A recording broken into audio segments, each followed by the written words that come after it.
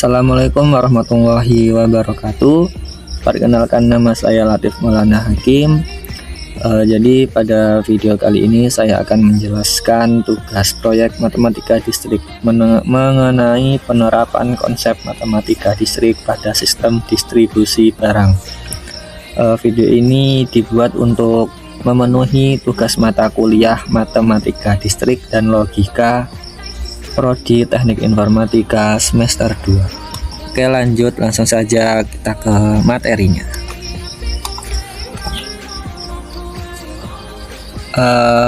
Pada bagian pertama kita diminta untuk membuat produk kartesius.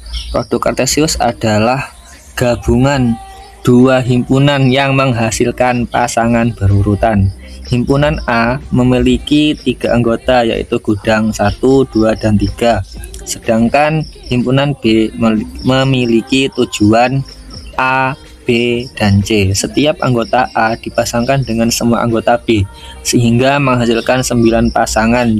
Jadi hasil dari A kali B adalah 9 kemungkinan jalur distribusi.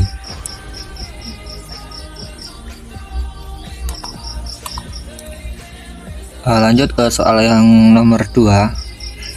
Sini kita disuruh definisikan relasi R dari A ke B dan tentukan domain serta reg-nya. Relasi R sama dengan A1, A1A, 1B, 2B, dan 3C. Menggambarkan jalur distribusi dari gudang ke tujuan domain sama dengan 1, 2, dan 3 mewakili himpunan gudang asal. Rentang A, B, dan C mewakili himpunan tujuan distribusi. Setiap elemen domain diletakkan ke satu atau lebih elemen rentang membentuk relasi distribusi. Jadi pada soal kedua kita membuat hubungan antara gudang dan tujuan. Relasi menunjukkan hubungan pengiriman barang. Pasangan 1A berarti gudang 1 mengirim barang ke tujuan A. Domain diambil dari posisi pertama pasangan, yaitu nomor gudang, sedangkan reg-nya diambil dari posisi kedua, yaitu tujuan pengiriman. Lanjut ke soal ketiga. Pada soal ketiga kita menggunakan konsep fungsi komposisi dan inverse. Komposisi fungsi berarti memasukkan satu fungsi ke fungsi lainnya. Untuk f komposisi G, nilai x dari fungsi f diganti dengan fungsi G sehingga menghasilkan 2x kuadrat tambah 1. Sedangkan fungsi inverse dilakukan dengan menukar posisi x dan y, kemudian mencari nilai y. Hasil inverse fungsi f adalah x dikurang 3, kemudian dibagi 2. Lanjut ke soal yang nomor 4. Buktikan dengan induksi matematika bahwa 1 plus 2 plus 3 plus titik-titik plus n sama dengan n dalam kurung n plus 1 dibagi 2. Jadi pada soal nomor 4 saya menggunakan metode induksi matematika. Induksi matematika dilakukan dengan 2 langkah, yaitu dasar induksi dan langkah induksi. Pertama, saya membuktikan nilai awal n sama dengan 1. Setelah terbukti benar, saya menganggap rumus benar untuk n sama dengan k. Kemudian saya membuktikan bahwa rumus tersebut juga benar untuk k tambah 1. Karena kedua tahap berhasil, maka rumus tersebut terbukti benar untuk semua bilangan asli. Oke, lanjut ke soal berikutnya. Soal nomor 5. Gunakan algoritma Euclidean untuk menentukan PBB 252 dan 198. Caranya adalah membagi bilangan yang lebih besar dengan bilangan yang lebih kecil secara berulang. Proses dihentikan ketika sisa pembagian menjadi 0. Bilangan terakhir sebelum 0 merupakan nilai PBB. Langkah-langkah pembagian urutan GCD 252 dan 198. 252 dibagi 198 dikali 1 ditambah 54.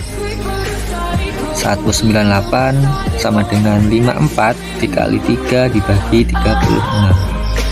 54 sama dengan 36 dikali 1 ditambah 18. 36 dibagi 18 dikali 2 sama dengan 0. Kesimpulannya, karena sisa akhir sama dengan 0, maka GCD 252 dan 198 bernilai 18. 18 adalah pembagian terbesar yang membagi habis kedua bilangan tersebut. Jadi PBB dari 252 dan 198 adalah 18. Oke, lanjut ke soal berikut. Tentukan inverse modulo dari 7 pada modulo 26. Untuk mencari inverse modulo, kita mencari angka yang jika dikalikan dengan 7 menghasilkan sisa 1 ketika dibagi 26. Dengan algoritma Euclid diperoleh bahwa inverse dari 7 adalah 15. Jika 7 dikali 15 hasilnya 105, kemudian 105 dibagi 26 memiliki sisa 1, sehingga hasilnya berarti benar. Mencari 7 kuadrat min 1 mod 26 menggunakan extended Euclidean algoritma. Langkah 1, 26 sama dengan 7 dikali 3 ditambah 5. Langkah kedua, 7 sama dengan 5 dikali 1 ditambah 2. Langkah yang ketiga, 5 sama dengan 2 dikali 2 ditambah 1. Substitusi balik. 1 sama dengan 5 dikurang 2 dikali 2 sama dengan 5 dikurang 2 dalam kurung 7 kurang 5 sama dengan 3 kali 5 kurang 2 kali 7 sama dengan 3 dalam kurung 2. 6 dikurang 3 kali 7 dikurang 2 kali 7 sama dengan 3 kali 26 dikurang 11 kali 7. Jadi 7 kuadrat min 1 modulo 26 sama dengan min 11 15 modul dalam kurung modulo 26. Oke, lanjut ke soal selanjutnya. Modelkan jaringan distribusi sebagai graf dan tentukan lintasan terpendek dari A ke F. Pada nomor 7, jaringan distribusi dibuat menjadi graf. Titik atau vertex menunjukkan lokasi gudang, sedangkan garis atau X menunjukkan jalur distribusi. Setiap jalur memiliki bobot berupa jarak. Setelah dibandingkan beberapa jalur terpendek dari gudang A menuju F melalui C dengan total jarak 8. Perbandingan jalur distribusi pada jaringan berbobot. Jalur A ke jalur B ke jalur F sama dengan 4 ditambah 6 memiliki total bobot sama dengan 10. Sedangkan jalur A ke jalur C ke jalur F memiliki total bobot 5 ditambah 3 sama dengan 8. Jadi jalur ACF adalah jalur terpendek dan optimal atau lebih efisien, distribusi lebih tinggi dengan nilai total jarak 8.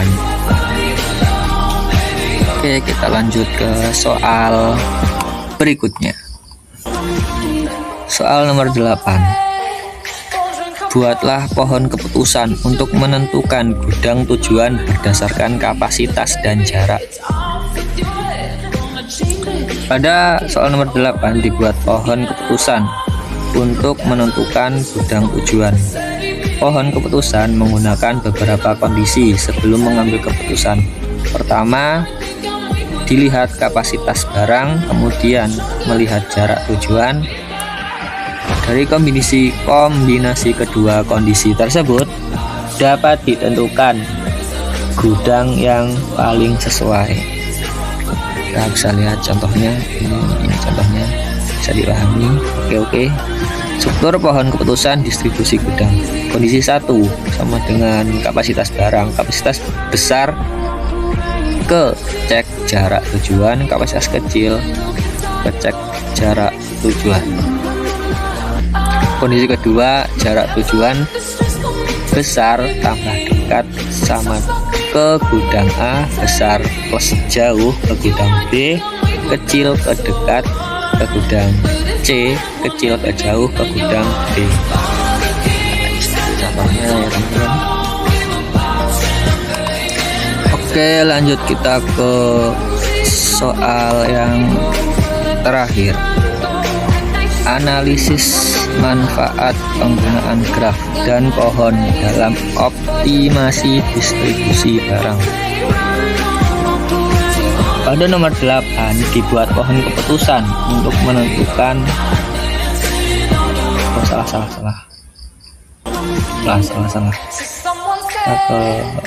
nomor 9. Manfaat penggunaan graf: menentukan jalur distribusi tercepat, mengurangi biaya transportasi, menentukan rute terbaik antar gudang, membantu perencanaan jaringan distribusi.